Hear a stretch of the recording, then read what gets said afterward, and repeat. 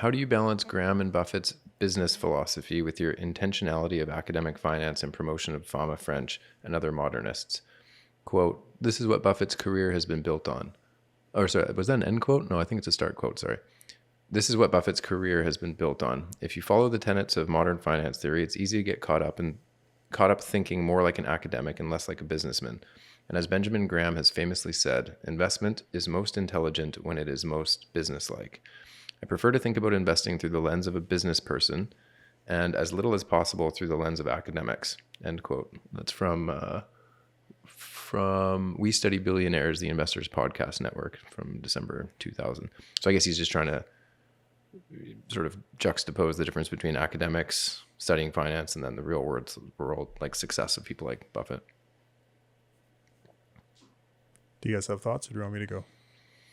I mean, you've done a lot of work on this, and we had an episode I think on Buffett where I think Ben you covered a lot of that in detail, but I'll let you guys go.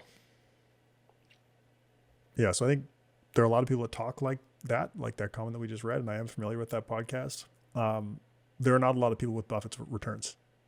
Like there are a lot of people that talk like they want to invest like Warren Buffett, but there's one Warren Buffett for a very good reason. But here's something else that Ben Graham said later in his life, less famously, because it's not as good of a soundbite and it's not as good at promoting stock picking, which a lot of people want to imagine can work. He said this in 1976 in an interview that's documented in the Financial Analyst Journal when he was asked if he still advised careful study and selectivity of individual common stocks, which is basically what this person in the question is talking about, as Ben Graham promoting.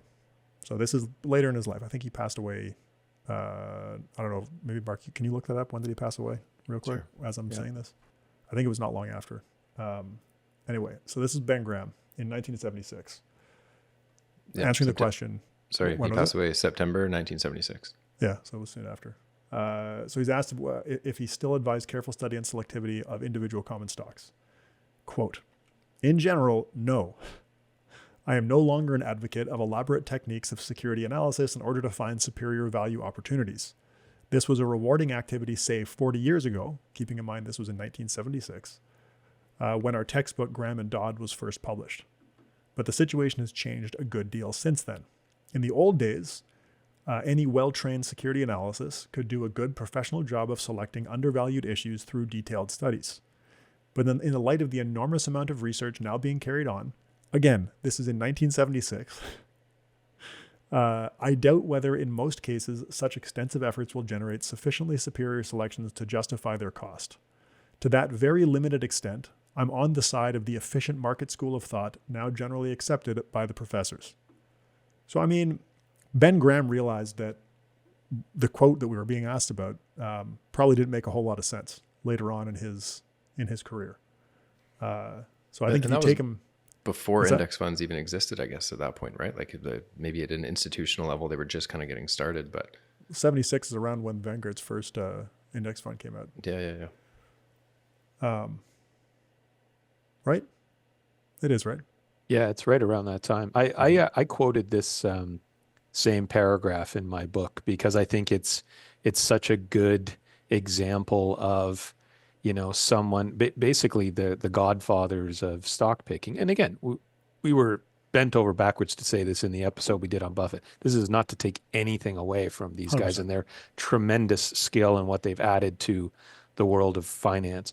But even they, essentially, I mean, not only has Buffett famously recommended that most people use index fund, even Ben Graham, his tutor, was saying that 50 years ago. Now, obviously, he's not explicitly recommending index funds here, but that's because index funds barely existed. And, I think that they've essentially said what we recommended to investors probably doesn't work very much anymore because the playing field is just so much more difficult. And the number of people I think who have listened to that advice is close to zero, right? Yeah. Because people refuse to let go of that idea that you can just be smarter than everyone else and do more research and work harder and take a more common sense business-like approach. But it's a dream that is very hard to, that it's going to take a while for it to to evaporate. Yep. Well, and I mean, they're not alone. Like Buffett himself, as we talked about, has said just most people should invest in index funds. Peter Lynch has said the same thing. Bert Malkiel, like Michael Lewis, like some of the most famous or at least well-decorated investors, most famous investors have all kind of come to largely the same conclusion. I'm sure there's many that haven't, right? But to invoke quotes and ideas from selectively from people like Buffett or Lynch or whatever to just confirm your own biases. Like, okay, if you want to listen to their advice, then you got to take all their advice, and you can't just cherry pick the things that confirm your own biases, right? Cherry pick a quote from 1942. Of course. I shouldn't be laughing. I'm not trying to make fun of the person who asked this question. But it is a little bit funny. There's another quote, I don't have it written down, from Ben Graham from like the 1950s in one of his books, where he doesn't talk about index funds specifically because they did not exist at the time. But he does talk about a sort of systematic cross-sectional approach. And he says that security analysts should not discount the idea that people that are just using a sort of naive cross-sectional approach, which is basically an index fund, analysts shouldn't discount the idea that people using that strategy will outperform a lot of analysts. So he was aware of this for a very long time, of the idea that it's kind of hard to beat the market. Yeah, so it's definitely interesting to think about Ben Graham changing his mind over the course of his career. In that paper, actually, the one in the Financial Analyst Journal where I pulled that first quote from, he does talk about they asked him something like how he would recommend investing or something like that. And he describes a systematic strategy that looks kind of like what today we would call factor investing. Like you use characteristics of stocks systematically and you can build a diversified portfolio that loads on what, and it's like, okay, yeah, that makes sense, but it's very different from, acting like a business owner. I do think that the framing of buying a business, like thinking about buying the discounted future cash flows of a business, I think thinking about that can make a lot of sense, even as an index investor, like thinking about the fact that there are all of these underlying businesses, because I think that helps people understand that, it's really hard for the index that represents the whole entire market to go to zero, because underlying it, there are all of these businesses that are doing things and adding value. So I think that's a worthwhile frame of reference. I don't think it makes sense to imagine that you get any special insight by thinking of yourself as a business owner and analyzing individual companies as if you were buying the whole thing and, doing something with it. Maybe in private markets, maybe. There I can see it. If you're literally buying whole companies and maybe even adding some value to them after the transaction, okay. But in public markets, I think the market's pretty good at pricing assets in a way that it doesn't eliminate mispricing, but it makes any mispricings that do happen pretty close to random, which makes it really hard to add value through security analysis, as I think Ben Graham would agree, unless you asked him in 1932. Well, and I think price is like the large component of that people, like your average investor, has a lot of trouble deriving, right? Like it's you can look at a business and look at their free cash flow and price earnings and all this kind of stuff and be like, oh yeah, this looks great. But the point is that you got to buy it at a certain price that makes sense, right? And so you can look at like, oh, their free cash flow is growing and everything. But if you're going to overpay for that, then your expected returns are lower, right? So you've got to get the price right as the output of all of that exercise. And the market's got to agree with you over time. And like the average investor, and even like above average investors, I think over long periods of time are likely not going to outcompete the market, right? Yep. We talk about that next week with Hendrik Bessenbinder. There's a ton of skewness in stock returns, and that leads to a ton of skewness in mutual fund returns and active mutual fund returns. It's tough game to win. Yep. Should I read the next one? Sure. It's a bit of a long question. I'm not going to read the whole thing, but the question is basically, when we look at the Shiller price earnings ratio, it's kind of high, but it's been high for a long time. Should we expect it to revert to the historical mean, or is it reasonable to think that it's permanently higher? What do you guys think? I was talking to somebody about not this exact question, but on Twitter yesterday, and they were basically concerned with the concentration risk of the Mag 7 stocks. And I was trying to just point out that, like, yeah, no, I get that. They are expensive historically. They are concentrated historically. But however many years ago, people were terrified about FANG, and then it became something else, and then with FANG with two A's, and then something else like FANG 5. I don't remember all of the different acronyms that were given to these top stocks. But had you got out of them or tilted away from them significantly at the time where this was first being talked about, you missed like an absolute ton of upside, right? And so this is the problem with all of these types of metrics that you look at. It's a timing risk, right? And you got to time it right more than once. And so I tend to, like, just for my own sake, ignore these types of ratios. I'm aware of them. I see that. But when you're looking at a broadly diversified portfolio, like some of the stuff we talked about earlier, like XEQT, I went and looked at, or I think I looked at VEQT, and I think I figured out that the Mag 7 weighting of VEQT as of yesterday was 13% of the entire portfolio, right? So it's not like people are honing in on the concentration risk of the stocks in the US. And sure, if it's a market cap weighted US portfolio, you've got way more exposure, but this is the whole reason that we diversify globally in the first place. And it's much less of a concern when you're looking at something like XEQT or VEQT, as we talked about. Now, that's not a direct answer to the Shiller PE ratio, but it's just another way of saying, like, there's a bunch of expensive stuff. What do we do with it, right? I think it comes down to is like this is a really good example of how valuations can be very problematic in the sense that they don't tell you very much about short to medium term returns.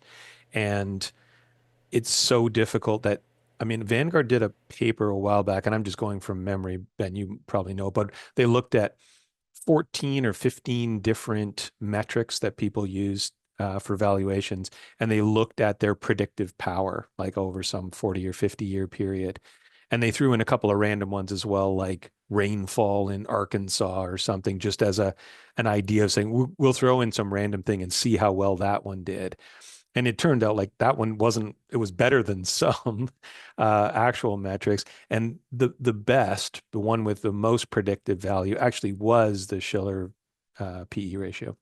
But even then it explained something in the order of 40 to 50% of returns forward looking. So that's pretty impressive as it is, but it's literally less than half. And so, you can easily try to make decisions based on these valuations, but you need to recognize you're going to be wrong probably half the time.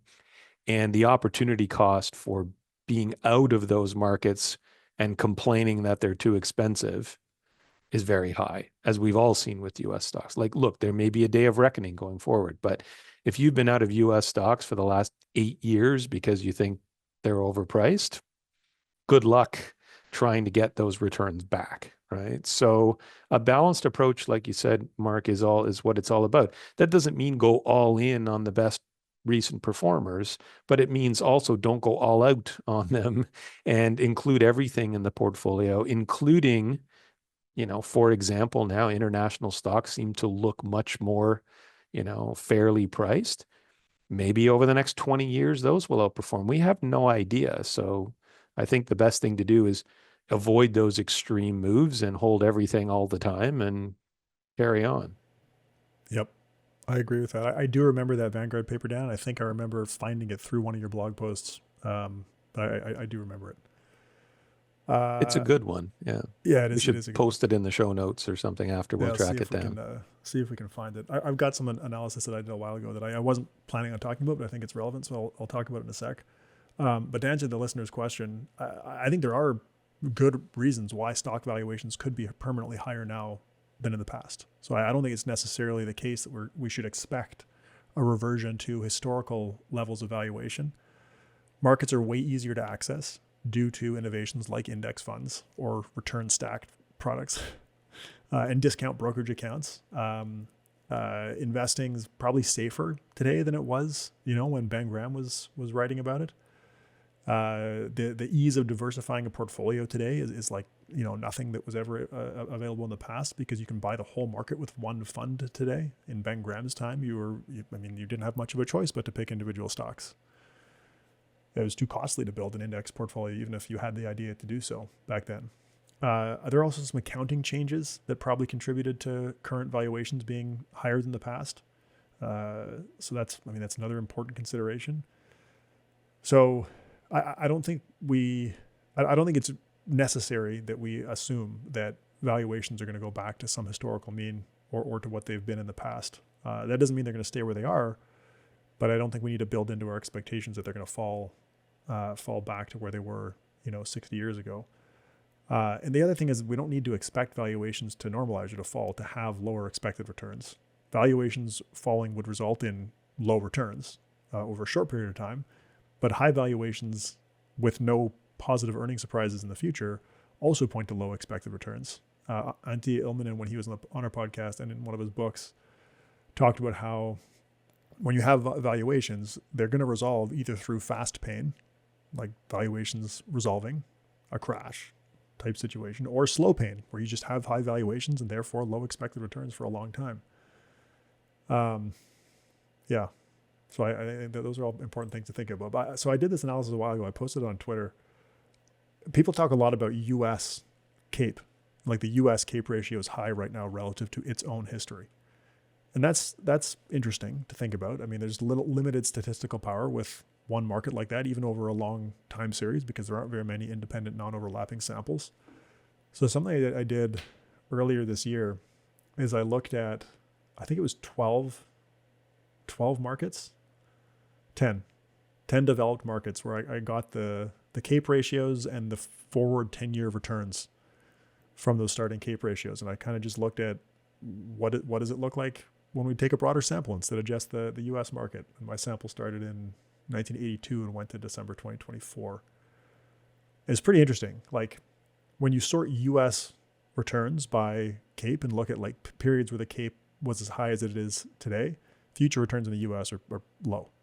In my sample, starting with a CAPE of 35 to 40, the average 10-year return, which is where the US roughly is now, or when I wrote this at least, the 10-year return was 6.4% on average in these 10 markets with those high starting CAPEs. It was below the sample average of 8.7%, but still not crazy low.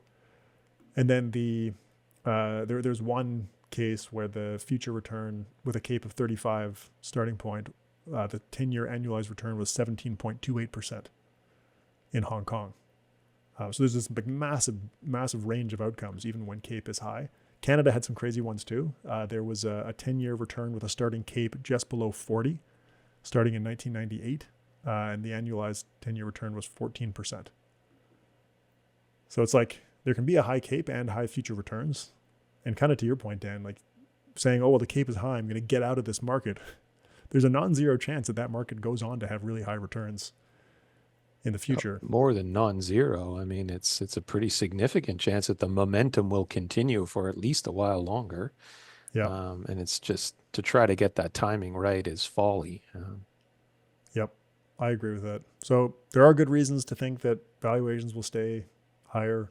That doesn't mean that expected returns are high. Like you can still have low expected returns without mean reversion in valuations. But it's also really hard to time the market. So we've been saying this forever. Like I've been talking about US stock valuations being high forever and that you should build lower expected returns into your financial plan. But I've also said you shouldn't try and time the market because the future returns could still be really high. Yeah, and let's agree that U.S. stock returns could be significantly lower in the next 10 years than they were in the previous 10 years and still be pretty darn good. True. Right? So very true. Yep. Next one should be a quick one. My salary is paid once a month.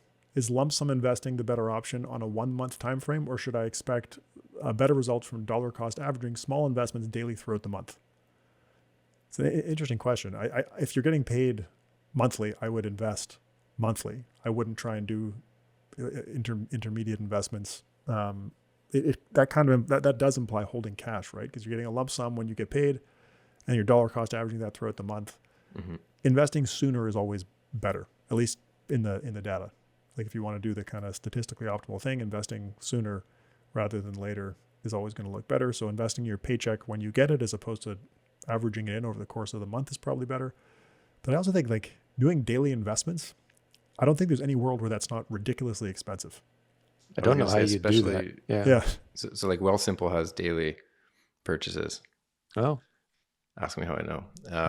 But the problem is your son is using that. He's using it.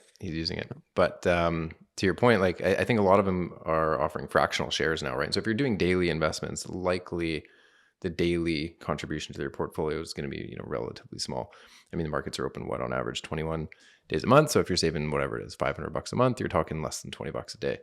And if you're buying something even like, again, XEQT is trading at around like $35. So you're buying fractional shares a lot of the time. And I haven't really looked into the mechanics of this, but I assume the liquidity and bid asks and stuff on fractional share purchases, like the sort of implied cost of buying these things is going to be way higher than if you're buying whole shares and like, full lots and that type of thing.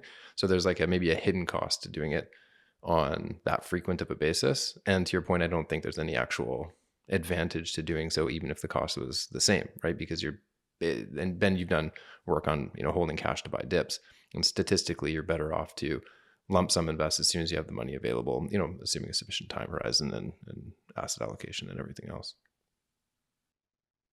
Yeah, I think just a quick note. I mean, and I know you know this, Ben, but like when you said statistically lump sum investing is better than dollar cost averaging, you of course mean on average. If you run 1,000 trials, lump sum investing is going to win more often than not.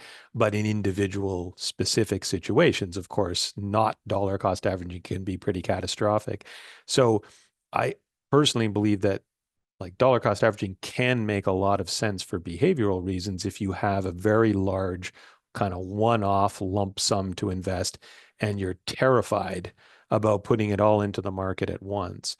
But that's not what we're talking about here, of course. And for anybody who earns a regular income, whether it's biweekly, monthly, just get a little bit in every paycheck and don't try to hyper optimize that, because the time period, like whether you invest once a month or quarterly or twice a year over the long term, is not going to make much difference. Just get the money in there and, implement your plan. Yep, I agree with all that. I did a paper on dollar cost averaging a while ago, and everything you said is absolutely correct, Dan, that it's not a guaranteed way to get a better outcome. A lot of times, not a lot. I think it was about 67, two-thirds of the time that lump sum investing wins, comes out ahead. But one of the really interesting things that I looked at, to your point, is in the worst outcomes for lump sum investing, did dollar cost averaging save you? And if I remember correctly, my result was that it was about 50-50. So if you take the worst lump sum outcome, so you knew before the fact that this is going to be one of the worst times to do a lump sum, would dollar cost averaging give you better outcome? And it was about 50-50 in that case too, which I thought was super counterintuitive. Yeah. No, the big issue with dollar cost averaging, and I've seen this a lot, is just behavior. Like I always say to people, there is never a good time, it will never feel like a good time to put a huge amount of money into the markets, right? Because if they performed well recently, you're terrified that they're overdue for decline. And if they performed poorly recently, you just think it's going to continue. And you get sucked into that trap and you do nothing. So if you can get somebody to invest a lump sum gradually, then they should do it. But the expectation is not that you will achieve a higher return, because most of the time you won't. You'll probably achieve a higher return than you would if you just sat on the sidelines for 2 years, terrified to put that cash in. Yep, agree. Have you guys seen Ben Carlson's? It's an older piece now. Bob, the World's Worst Investor. I think it's something, or the World's Worst Market Timer. That's a good one. Yeah, it's great. And it explains this so well. And Dan, you're talking about like a one-off windfall, like an inheritance that was in cash, and now you're going to put it all into the market. And there's this is an N of one. And what if this is the time that the market crashes 50% and stays down for 20 years? Sure. But Ben Carlson's piece was Bob, who basically saves all of his money in cash and then only lumps it in right before the biggest historical stock market crises that we've seen, right? And Black Monday and the tech crash and everything else. And how did things play out for him? So he lumps it in on the night before Black Monday, takes the whole drawdown, and then he keeps saving monthly in cash. And then right before the tech crash or something like that, he lumps in his next component to his portfolio. And over the sample period that Ben Carlson looked at, it was something like a 7 to 8% annualized return in U.S. stocks. Of course, it was lower than the market, but the guy Bob still became a millionaire at the end. Like you're good. Yeah. Yep. No, it's a great piece, because people always worry about, that they're going to have real unfortunate timing, and they might. But, If you stick to that kind of plan long term and you're saving and investing, the timing is unlikely to be too catastrophic. Right? So What do you guys think? Maybe 2 more questions and then go to the after show? Sure. yeah, Yep. that sounds good. We've gotten through 9 so far. I had, I think, 17 in the document. So we'll kick the rest Well, forward the to a question future on episode. the question Sounds on good. return stacking ended up being a pretty big one. So Yeah, that's fair. Hopefully it was interesting. I'm interested in your take on this one, Dan. I've got thoughts too. There's plenty of information available on how to start investing, but where do I find generalized information on whether or not people should change their asset allocation to take on less risk as their time horizon shrinks? And when the time comes, which assets should you sell first? Well, I feel like the show we just recently did on how to choose the right asset allocation offered, I hope, some insight into this. Um, to me, it really just comes down to those principles that we talked about, this kind of willingness, ability, and need to take risk. Your ability to take risk gets shorter as your time horizon gets shorter. And it does make sense, I think, for most people to gradually make their portfolios more conservative as they get older and their time horizon shrinks. What exactly does that glide path look like? It depends, of course. I don't think it needs to be something that's done.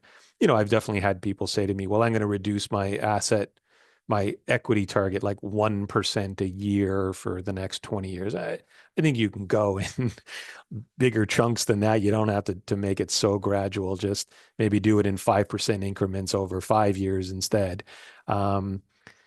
So I think that makes sense to gradually take it down. Where do you end up in retirement? Of course, it depends on all of those other things.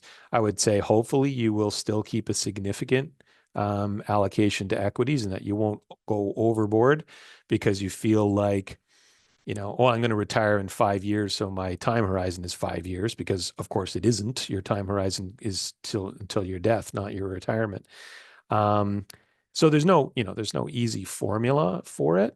I mean, to answer the second part, which assets to sell first? I mean, I think there's only one way to go. If you're going to be more conservative, you've got to sell equities and buy more fixed income.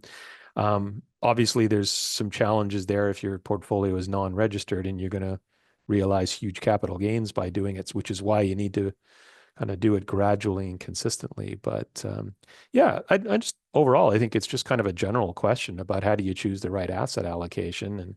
And we did go through that in pretty deep dive in our previous episode. Yep. I think the question, the word in there, where do I find generalized information on whether people, like, I think that's a really tough piece of the question. I don't know if there is generalized information, because you said this earlier, Dan, it's a very personal decision. It's going to be specific to the individual, to their situation and their preferences and their aversion to risk. There is some interesting stuff though. Like, I think, even though it's a little bit extreme and it's quite controversial as well, but Scott Cederberg's paper saying you should be 100% equities forever is interesting. He did do a specification in a paper. I don't know if this version is out yet, but I've seen an early version of it. Same paper, but they did an update. One of the things that they looked at is finding the optimal portfolio if you did the optimal allocation every single year as opposed to the optimal allocation over your lifetime. And they did find in one specific case that the optimal portfolio did include, it was all equities up until retirement, I think, and then it had an allocation to bills that was decreasing for 5 or 6 years into retirement. That was interesting. That is a pretty small economic difference, but just kind of interesting to see. I don't know if that helps answer this question though. Probably. Sorry, I would just jump back and say, in terms of the generalized information, I mean, I think the framework that we provide is generalized information, right? Because it doesn't assume that everybody has the same situation. It's a series of questions that you can ask yourself to assess your own personal situation and where you might go. Right. Larry Swedrow's book, which is where we stole the idea of the ability, willingness, and need to take risk, I think it's called The Only Guide to the Best Financial Plan You'll Ever Need. He has that series that all have similar titles. but it's the one with the term financial plan in it. And that's one where it doesn't talk a great deal about investing in that book. It's really more about the planning process. And there's some good information in there about how to choose an appropriate asset allocation. Yeah, you're right. That is generalized. The most general research that I'm aware of on this is Francisco Gomes, who's a guest on this podcast a while ago. He has data showing that investors become more risk-seeking with increasing wealth, which in a life cycle model does imply either a mildly decreasing or flat allocation to stocks over the life cycle. Not 100% stocks, like in the Scott Cederberg research, but whatever your allocation to stocks is, Francisco Gomes' data shows that it shouldn't necessarily change. And he actually talked about that on the podcast. And it surprised me to the point where I emailed him afterwards to say, can you send me the research? Because I don't know if I'd understood that from reading his papers. And so he did send me the paper showing that. But I think that's pretty interesting, that if you could just pick an asset allocation, whether it's 100% stocks or, I mean, probably not, but 60% stocks, 70, whatever. There's at least research showing that you could keep that forever and not have to worry about decreasing allocation. Now, that doesn't take into account the ability, willingness, need stuff, which, again, is going to be very, very specific to each person. But yeah, I mean, it's tough to say, like, everybody should do this, which I think is why, to the point in this person's question, there isn't a lot of information saying every retiree should do this glide path, because I don't think that there's a lot of consensus around that. Okay, last one. How does PWL Capital handle the rebalancing of client portfolios from an operational perspective?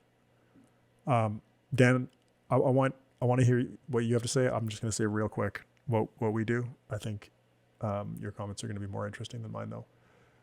So Mark and I use largely self-rebalancing portfolios from Dimensional. So the operational rebalancing process for those is basically non-existent because it's being done inside the product by Dimensional. We do have some accounts where we're doing the rebalancing, and like a combination of Dimensional funds and ETFs. In those cases, we have asset allocation targets, and we monitor those using software for deviation from those targets, and then we trade if they get outside of those limits. Using those allocation funds from Dimensional, and I mean, I think you might have mentioned this in Dave Chilton's podcast. I can't remember, Dan. They've been super tax efficient because the rebalancing is happening inside of the product, and the way that tax calculations work for funds in Canada, there's a mechanism that, without getting too into the weeds, when there are cash flows, it's usually possible for the fund to limit capital gains distribution. So Dimensional has been super successful doing that with their allocation products. That may not always be true, but since the inception of those allocation funds that we use, they've been like ridiculously tax efficient. Did you talk about that? Yeah, I did, because the idea is that all of those asset allocation funds in Canada, I think, are still growing in popularity. So there's a lot of positive inflows. And so most of the time, they don't need to rebalance by selling what's overweight. They just rebalance by buying what's underweighted with new cash flows. And that really limits the amount of realized gains that those funds distribute. They will have to distribute some gains if we have a huge market move. But for more moderate moves, yeah, that rebalancing with cash inflows is a really tax efficient mechanism. Yep.